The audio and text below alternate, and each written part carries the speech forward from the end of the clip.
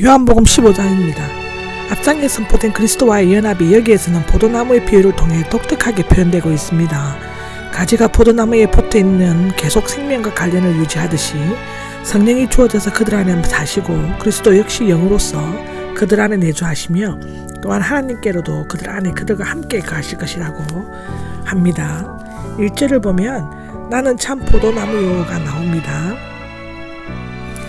포도나무는 갈람, 즉 올리브와 무화과 나무와 함께 유대지방의 3대 특산물이었다고 민수기 13장 23절에는 기록되어져 있습니다. 구약에서는 이스라엘을 상징하는 것으로 묘사되어 있기도 하죠. 예수님께서는 종종 포도나무에 대해서 언급하셨습니다. 마태복음이 그렇고요. 특히 여기에서는 하나님은 농부 자신을 참 포도나무 제자들을 가지에 비유하셨습니다. 원래 이스라엘은 순전한 참 종자, 곧 귀한 포도나무로 비유되었죠. 열매는 맺지 못하거나 포도를 맺었다고 하는데 그들은 자신들이 선택받은 아브라함의 자손의 혈통과 출생과 국적으로 말미암아 하나님의 참 포도나무라고 생각했지만 실제로는 헛되고 쓸데없는 포도나무가 되고 말았습니다. 그러나 예수님은 참 포도나무이시고 여기에서 참은 진실한 순수함을 의미합니다. 모형에 대한 신물을 나타내기도 하는데 모형인 이스라엘은 하나님께서 그들을 부르시 목표에 도달하지 못했지만 이제 실물이신 예수님으로 말미암아 그 목표에 도달하게 된 새 이스라엘이 역사의 무대에 등장하게 됩니다. 새 이스라엘은 영적 생명을 오직 하나님께로부터 받은 구속받은 무리들을 가리키는데 내 아버지는 삼위일체의 제2위이신 성자 예수님께서 제1위이신 하나님을 부르시는 호칭이며 우리는 단지 우리 아버지라고만 부를 수 있습니다. 농부는 땅을 경작하는 자의 뜻이 있고 악한 농부와 대조되고 선한 근위적인 농부를 나타내는데 여기에서는 포도나무와 그 가지를 주관하시는 주님 대신 하나님으로 묘사되고 있습니다. 그는 그리스도의 몸된 교회의 소유자이시며 때로 나쁜 가지를 잘라버리시는 심판자이기도 하다고 기록하고 있습니다. 2절에는 가지가 나옵니다. 이것은 꺾다에서 유래되었으며 부드럽고 쉽게 부러지는 약한 부분이라는 의미도 있다고 하는데요. 신약에서만 이곳에만 나옵니다. 열매를 맺지 않으면서 세상적인 가지와 열매를 맺는 영적인 생명력이 있는 가지가 있는데 예수님을 믿는 자들은 예수님의 몸, 즉 나무에 이어진 기관, 즉 가지이며 예수님의 몸이 십자가의 희생으로 바쳐짐으로써 주어지는 참 생명에 참여하고 있다라고 기록되어져 있습니다.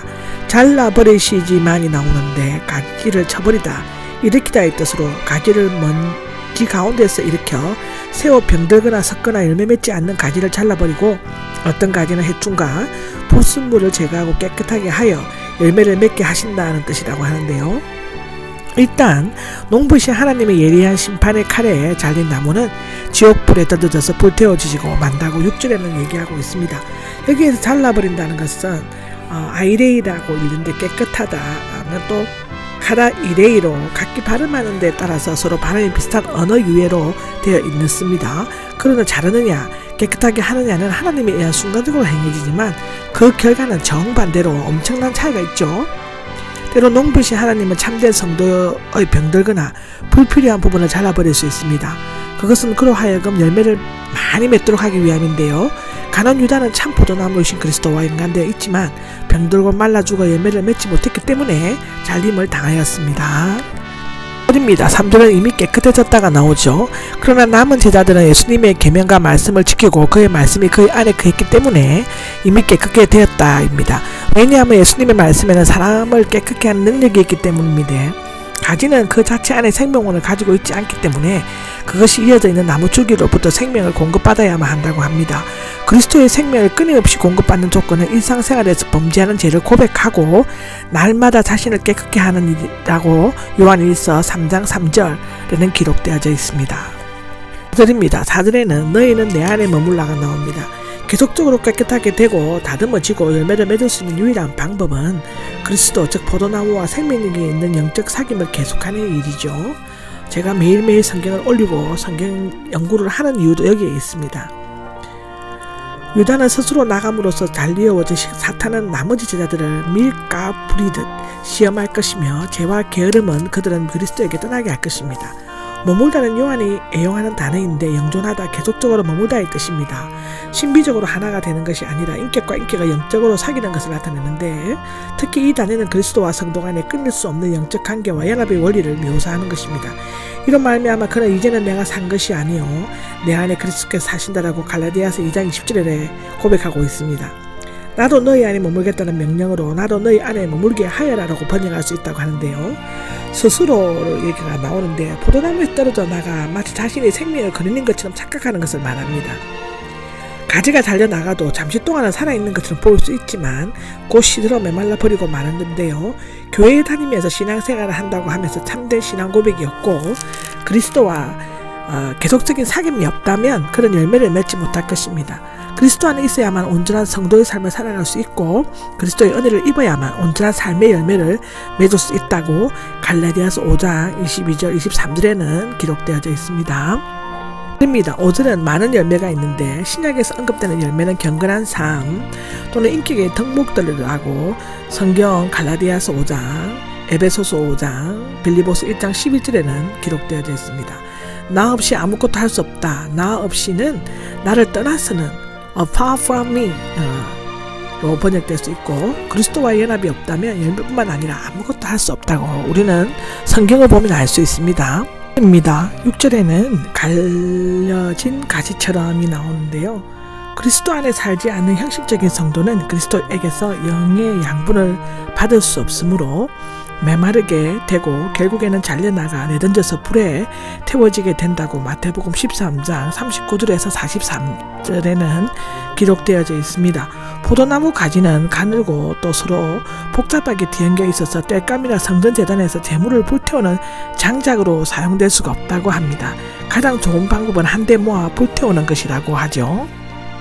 7절입니다. 7절은 원하는 것을 구하라가 나오는데 누구든지 기도의 응답을 받으려면 첫째로는 그리스도 안에 머물러야 합니다. 둘째로는 그리스도의 말씀이 그 안에 머물러야 합니다. 이 뜻을 잘 모르시는 분들이 계신데 조용히 묵상하면서 간구하면 주님께서 지혜를 주셔서 알 수 있게 됩니다. 그리스도의 말씀에 합당하게 기도해야 한다는 것입니다. 그리스도와 완전히 영적 교제를 가지는 자는 구하는 바를 받을 수 있고 원하는 바를 다 이룰 수 있습니다. 제 경험은 그렇습니다. 비록 시간이 걸리고 내가 정한 시간이 아니라 주님의 시간이지만 주님의 뜻에 맞는 기도를 계속 오랫동안 하다 보니까 다 이루어지더라고요. 미래형으로서는 무엇이 될 것이다 하지만 여기에서는 이미 이루어졌다는 의미로 사용되었습니다. 마가복음 11장 24절에도 나옵니다. 우리는 기도하는 생활을 통해 열매 맺을 수 있는 기회를 소홀히 해서는 안 됩니다. 아멘. 8절에는 내 아버지께서 영광을 받으실 것이다 라고 나옵니다. 열매를 맺는 궁극적인 목적은 아버지 하나님께 영광을 돌리는 데 있으며 이것을 믿는 자뿐만 아니라 모든 인간의 제1이 되며 그것이 목적입니다. 아버지는 아들의 사역과 제자들이 열매 맺을 동안 영광을 받으실 것입니다. 이것은 두 단계를 거치게 되는데 첫째는 열매를 더 많이 맺는 단계는 하나님의 말씀을 통해 깨끗하게 되고 그보다 더 많이 맺는 단계는 응답받는 기도의 생활입니다. 9절과 10절에서는 농부와 포도나무와 가지의 관계를 사랑의 순종이라는 논리가 계속적으로 반복되고 있습니다. 9절에 보면 첫째로는 아버지께서 나를 사랑하셨다. 둘째는 그와 같이 나도 너희를 사랑했다. 세 번째로는 너희는 내 사랑 안에 머물라. 9절에 나오죠. 아버지께서 그리스도를 사랑하신 것처럼 그리스도께서도 무한한 사랑으로 우리를 사랑하시며 그 사랑 안에 머물라고 하셨습니다. 계속해서 그렇게 말씀하십니다. 10절에는 첫째로는 나는 내 아버지의 계명을 지켰다. 둘째는 나는 그분의 사랑 안에 머문다. 세 번째로는 너희도 내 계명을 지키라. 네 번째로는 그러면 내 사랑 안에 머물게 될 것이다 입니다. 여기에서 예수님은 자신의 사랑 안에 머무는 조건을 제시하셨죠. 그것은 꼭 그의 계명을 지키는 것입니다. 계명을 지킨다는 것은 율법을 지키는 것이 아니라 서로 사랑하는 계명을 지키는 것이죠.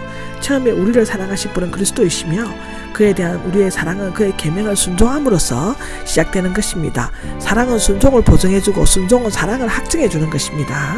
아멘. 11절입니다. 11절은 내 기쁨이 넘치게 하려는 것이다입니다. 제자들이 계명을 지킴으로써 예수님을 따를 수 있었던 것은 예수님의 사랑에 보답하기 위함이었습니다. 9절 10절에 보시면 됩니다. 이때 계명을 지키는 것이 고통이 아니라 기쁨이며 이로 말미암아 예수님과의 살아있는 교제를 보존하고 참 생명과 만족을 얻게 됩니다. 열매가 풍성한 포도나무는 농부에게 큰 기쁨을 안겨줍니다. 한편 이 기쁨은 성부의 일을 이룩하시는 예수님의 기쁨처럼 다함이 없는 완전한 기쁨입니다. 아멘.